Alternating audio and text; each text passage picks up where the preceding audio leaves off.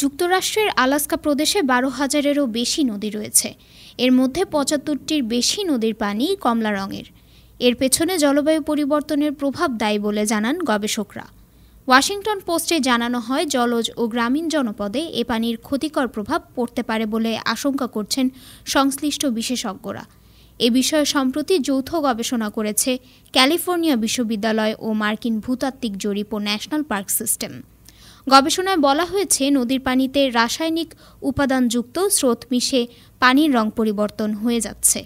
গবেষকদের মধ্যে রয়েছেন ক্যালিফোর্নিয়া বিশ্ববিদ্যালয়ের পরিবেশবিদ্যার সহকারী অধ্যাপক ব্রেট পলিন। তিনি বলেছেন, নদীর পানির এই পরিবর্তন জলজ স্বাস্থ্য ও গ্রামীণ জনপদে ভয়াবহ প্রভাব ফেলবে। মাটি থেকে সালফাইড ও অম্ল খনিজ উপাদান পানিতে মিশে যাচ্ছে, আর তা অক্সিজেনের সাথে প্রতিক্রিয়া ঘটিয়ে পানির রং পরিবর্তন করে ফেলছে। এতে জলবায়ু পরিবর্তনের প্রভাব স্পষ্ট।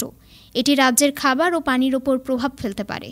নদীর পানির রঙের এই পরিবর্তনে উদ্বেগ প্রকাশ করেছেন গবেষকেরা।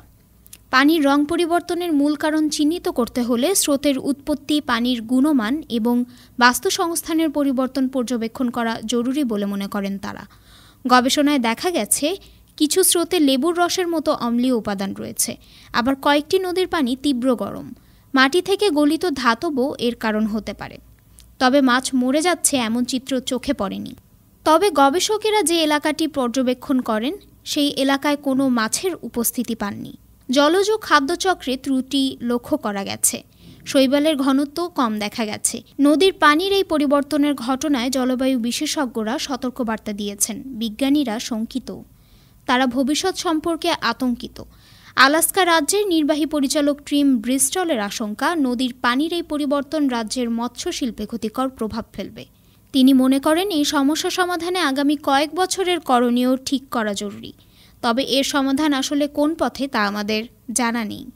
উডওয়েল ক্লাইমেট রিসার্চ সেন্টারের আর্কটিক বিজ্ঞানী স্কট জোলকোস বলেন, আলাস্কা এমন একটি অঞ্চল যেটি পৃথিবীর বাকি অংশের তুলনায় অন্তত 2 থেকে 3 গুণ বেশি দ্রুত উষ্ণ হচ্ছে, আর নদীর পানির ওপর এর প্রভাব পড়ছে।